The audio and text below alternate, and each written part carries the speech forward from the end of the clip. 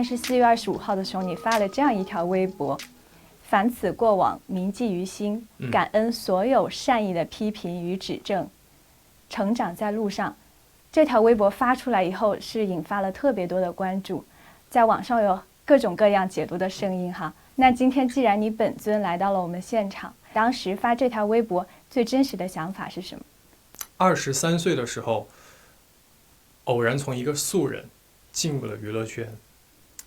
担负的那个责任感是前所未有的，对于我来说，前所未有的重大。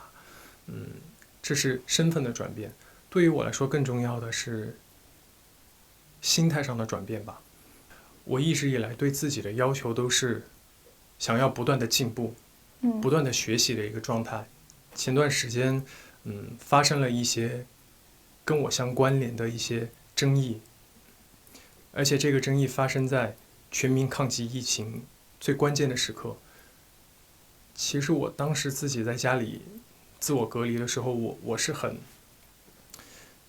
很不安，然后也很歉意的。如果是因为这些争议给网友们带来了一些影响跟困扰的话，我在这里很真诚的跟他们说一声对不起。你在微博中也提到感谢所有善意的批评与指正，那这些批评与指正具体指的又是什么呢？从我出道到现在以来，善意的批评跟指正其实从来都没有断过。一开始从一个素人登上舞台，又跳舞又要唱歌，那个时候舞蹈从来没有专业的训练过，然后唱歌也没有系统化的训练。那个时候有很多周围的朋友也好，前辈也好，还有一些网友也好，都对我指出了很多善意的一些批评和指正。我自己是非常接受的，因为我觉得这样的指正是会让我进步。当然有一些恶意的批评，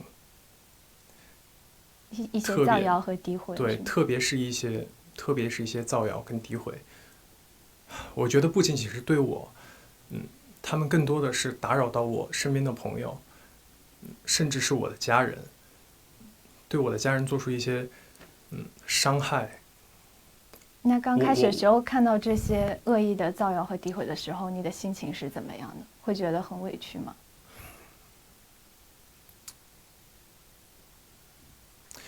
其实也不是委屈，我觉得更多的是想不通。那想不通的时候会怎么去排解这些情绪呢？像前段时间有一个朋友，他给我发信息开导我，他跟我说的一句话，我觉得特别好，我分享给你。他是说，认真的时候工作，糊涂的时候读书，独处的时候思考，难过的时候睡觉。其实这一句话，我觉得可以很好的概括我这几个月的一个状态吧。就像我刚刚也说了，更多的时间是让我自己可以去思考，去反省自己是不是在年轻不懂事的时候做了一些去发表了一些不好的言论。就像我现在可以记起来，是当时在19、20岁的时候，那个时候我记得刚开始用微博，完全没有意识到在这样一个公共的平台上，然后曾经在别人的微博下面去评论，发表了一些不恰当的言论。我想肯定也给一些人造成了伤害和影响。所以今天在这里我也想说，特别想说，为我曾经的不恰当的言论造成的影响道歉，也对因为我的那些言论所伤害到的人说一声对不起。成为一个艺人，成为一个公众人物，受到大家的关注之后，我切身实地的体会到的更多的是，受的关注度越多，责任感越重大。这是真的。所以我也希望自己在以后的路上可以更多的去释放自己的能量跟善意吧，对得起这一份大家的关注跟喜欢。还有一点是常怀一颗感恩之心。我觉得这也是从小我家庭教育给我的，就是像这一次隔离在家，我看了很多新闻，一个瞬间是让我觉得很感动的是，一位母亲他放下他手中的孩子，然后饱含热泪，然后对他的孩子说妈妈要去打怪兽了。天哪，这是一个多美的一个想让孩子在一个很美好的一个世界里面，用妈妈自己的母爱去把这些不好的事情隔离在外。所以我是真的觉得说，感恩每一个人奋战在自己的岗位上，认真负责任。再说到第二个方面，就是对专业上，其实我作为一个艺人来说，演员也好，歌手也好，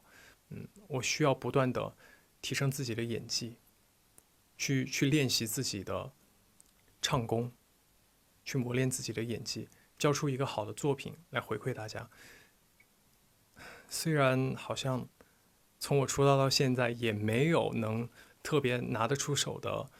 作品跟成绩，但是这也是我想说的嘛，我会继续的成长，我想去挑战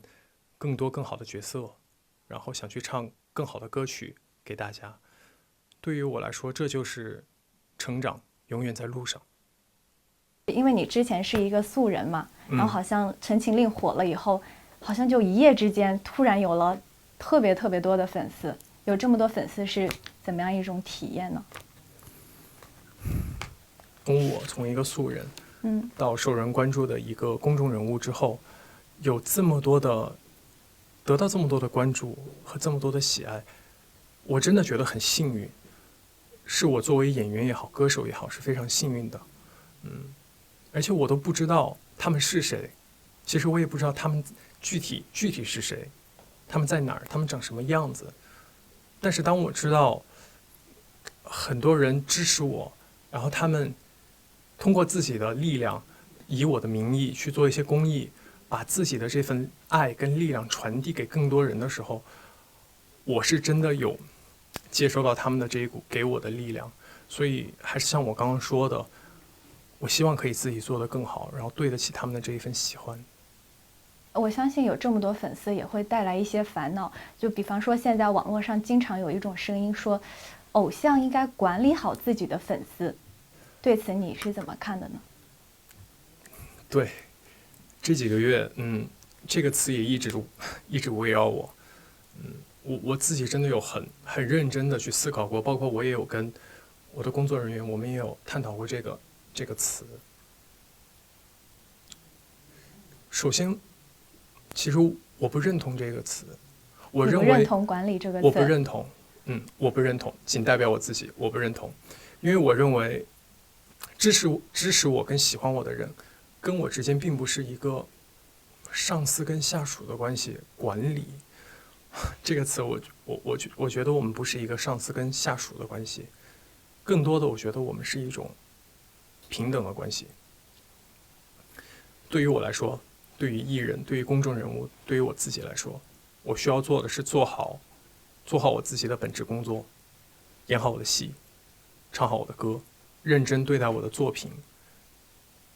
用身体力行的去做一些正能量的事情，去引导喜爱我的人吧。我觉得这是我真的是要去做的事情，也是我一直想要做的和正在做的事情。所以对于喜欢我的人和支持我的人来说，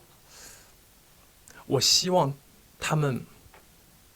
不要去做出一些很极端的事情，